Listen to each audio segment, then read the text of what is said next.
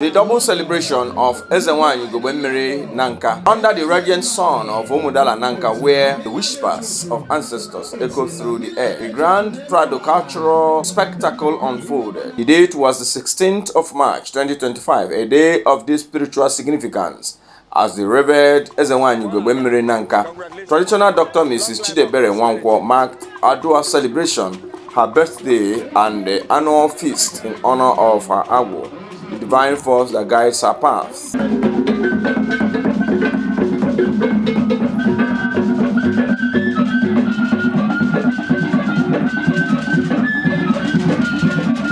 From the moment guests arrive, the atmosphere pours with energy, an interplay of mystical and majestic. Spiritualists, traditional leaders, and well-wishers, adorned in vibrant cultural regalia, gathered in solemn reverence and joyous festivity. This was no ordinary feast. It was a spiritual invocation, a moment where tradition spoke and the spirit listened. As is customary in Igbo spirituality, the Agwu feast is a sacred time to honor the spiritual forces that bestow wisdom, healing, and divine insight upon the chosen. Beyond its spiritual depth, the day was an explosion of Igbo cultural splendor. The entrance of revered masquerade electrified the gathering, their enigmatic dances narrating stories of ancestry, valor, and mysticism. The Njima musical ensemble played in ecstatic harmony.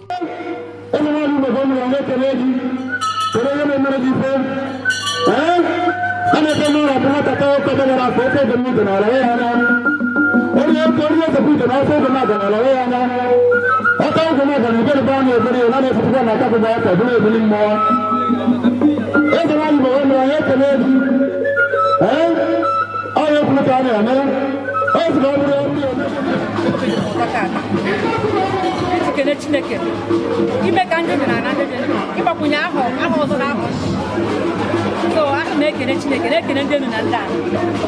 make plus one. I added up on our right. So we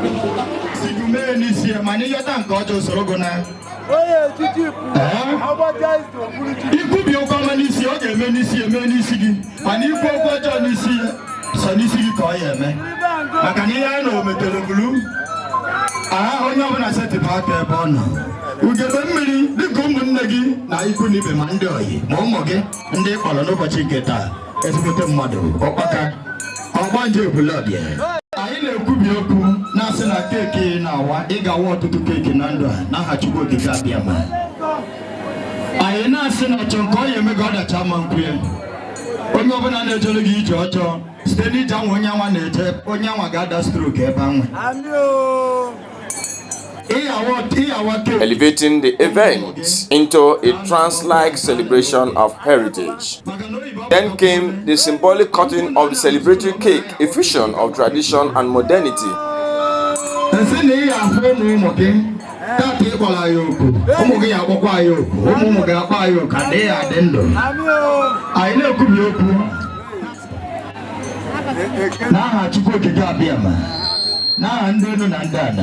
Still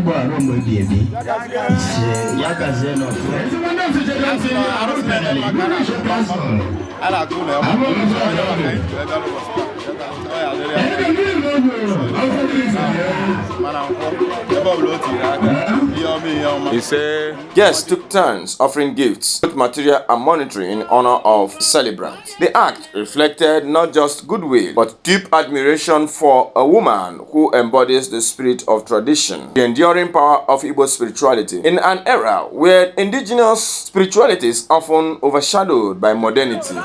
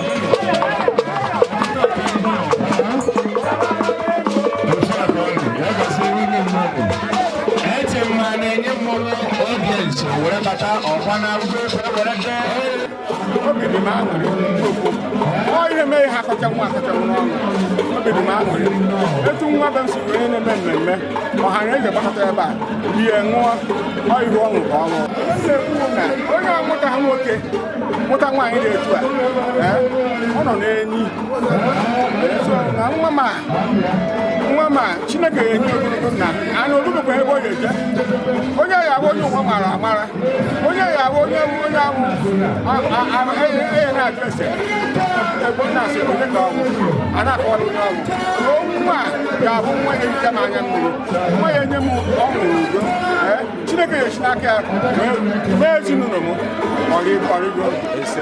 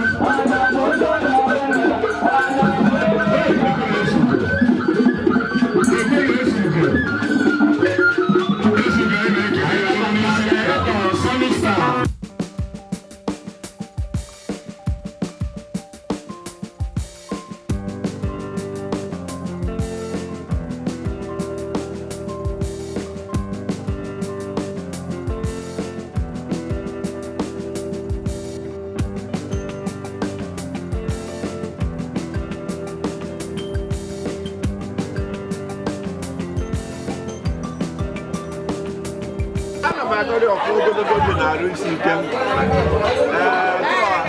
ọ mara ahụ n'elu ahụ anyị wee na-asị na Chineke na-egbu ya na-agọzikwu ya sinema ọnwụ na mgbe ọ na-eme bụ ezigbo ibe eji eme enyere ndụ aka ọ ya na-agaziri ya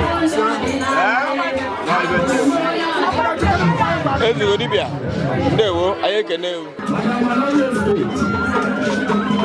n'ọlụ Sọnde mgbesịmba n'ụlọ ndị ụmụdụ nwa adresị ndị ụmụdụ nwa adresị ụmụ Nanka na asọdogo mama kesi ọkwa n'ụlọ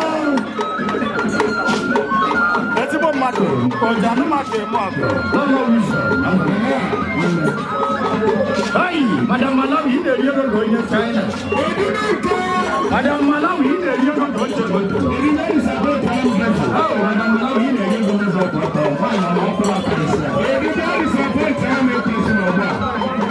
onye Chimere dị na mmadụ apụghị oyoyo onye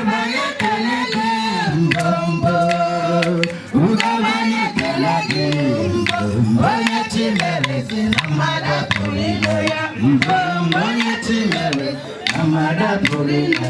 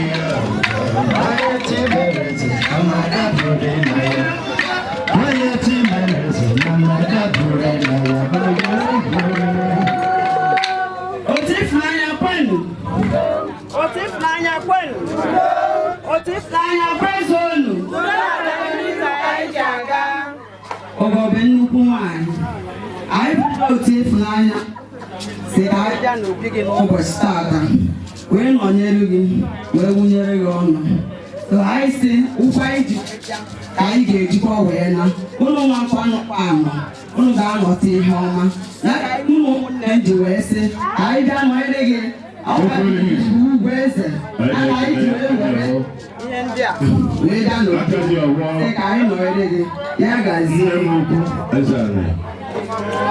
anyị na-ekele ihe asị ezigbo mmadụ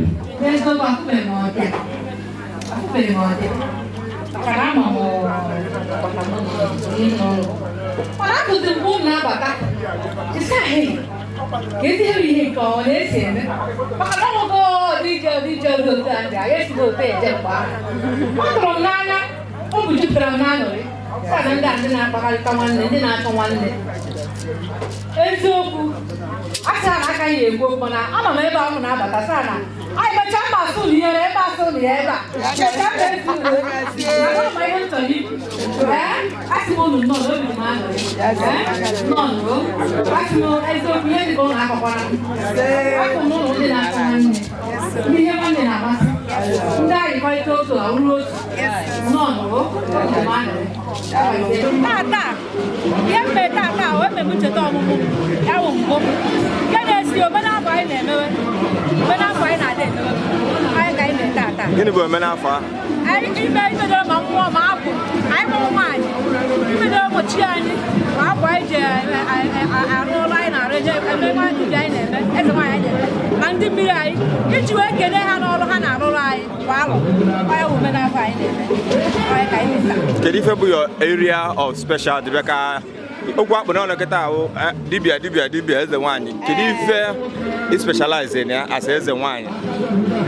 Ka ọdịnala ka anyị nọ na ya specialize in ya bụ na owu mmiri ka nwaanyị ihe dị na mmiri anyị na-eme ọfụma, ihe dị na chi ụwa anyị na-eme ọfụma, ihe eji m amụ ịgba aja ndị otu na-enye nsogbu, ọgba ndị na-enye nsogbu ụmụna m aja ya atụ achị anyị enwe mmedo onye ọgwụrụ ụtọ ọkpụ ya emedoro mmadụ dị obi adụ ụkwa nke nwaanyị na-eme maka na nwaanyị nwere oke ọdịnala, nwaanyị nwere ebe ọ na-ejedobe n'ụmụna bụ ọdịnala nwaanyị na-eme ọ eme nne ebe dịkwa nwoke adịghị nwoke ka anyị ekwara okwukwugharị ekele kedu ife ịrụba ama ị na-elota n'ụbọchị taa na ndụ gị iji wee ka obi gbuo efi mekpọọ ọha mmadụ abịalie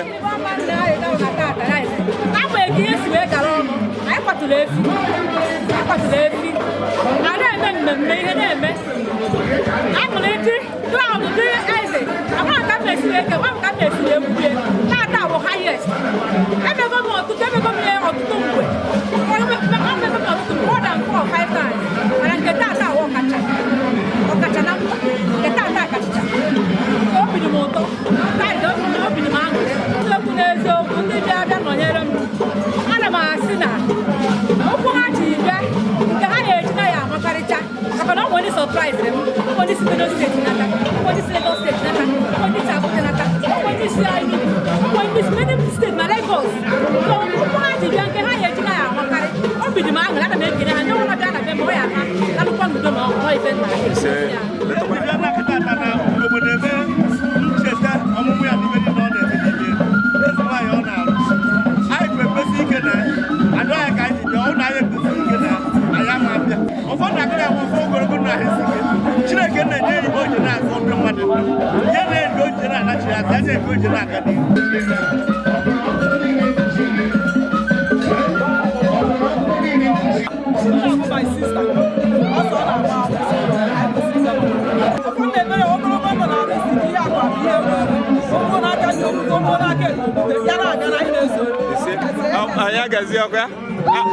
This day reaffirmed the resilience of Igbo metaphysical traditions. Ezenwanyi Ugogbe Mmiri Nanka stands as a beacon of this spiritual renaissance, proving that the soul of a people lies in its tradition. To abandon them is to sever a lineage of profound wisdom. As the sun set on Umudala Nanka and the last echoes of drumming faded into the evening, one truth remained: this was more than a gathering. It was a reaffirmation of faith, identity, and ancestral allegiance. A day where the spirits rejoiced and the traditions endured. For generations to come, the story of this mystical day will be told, a testament to the undying spirit of Igbo heritage. Try and do our best. And sometimes our best will equal each other. Man, always when they talk our best, the time of equal organize your focus. But yeah, I say na pay so that I will say na pay the best time to complete. Yes, I can be one lady or also balance. Nanki basu. Learn from the Nanka city weekend. And we're on shop and we're more from a Welcome to the Nuku wine. I can bring no Reno. Thank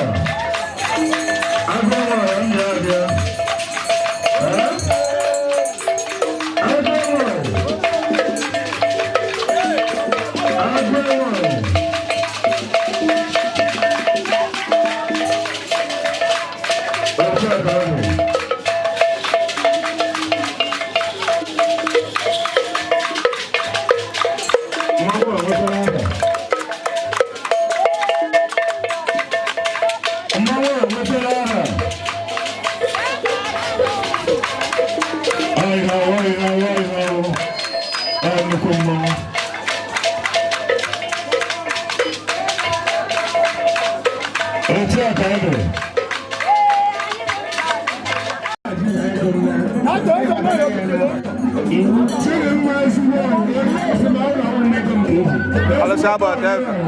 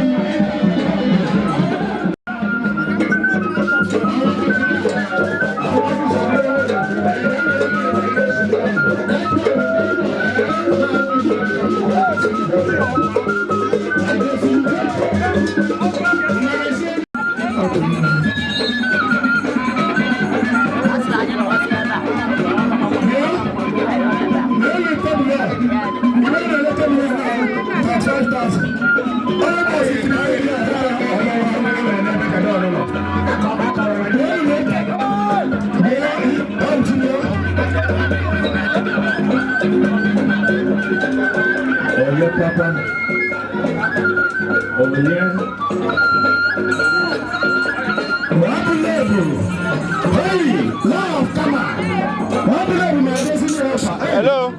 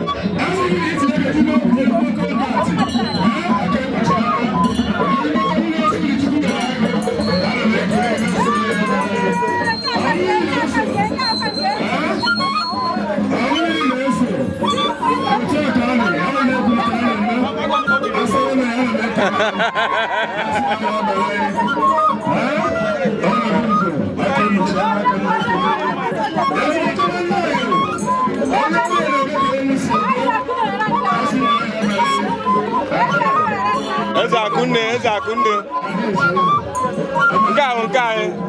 Nkai.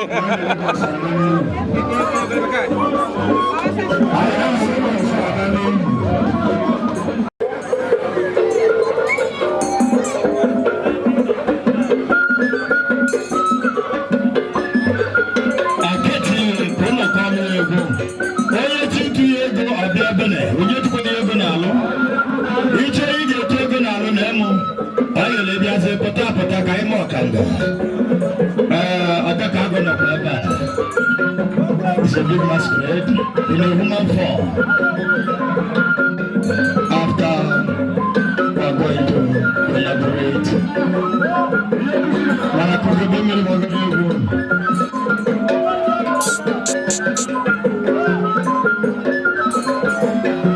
come and show our love, appreciate her.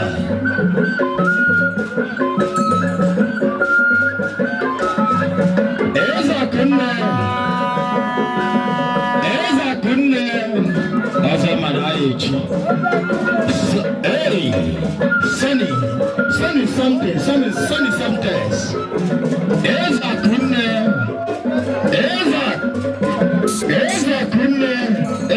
Bia. My junior brother come. Settle down the promotion. Thank you. And then I am Dalo. Echaki Bonine. You can know Echakabiano Gonjon VIP. Okay, cool. Oh, look at me the piece of one avatar. Don't take it VIP. Get you know. And then Dalano. Hey! Maya. Uncle, and I'm a little corner. Then we're official video man. Can never turn up with the wine.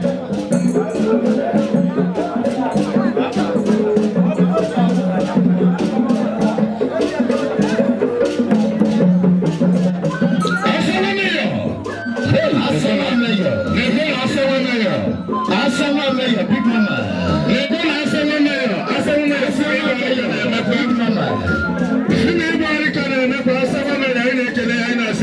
Big mama, remember of I said, I remember of the night my digital video. There's a picture. But we will forever.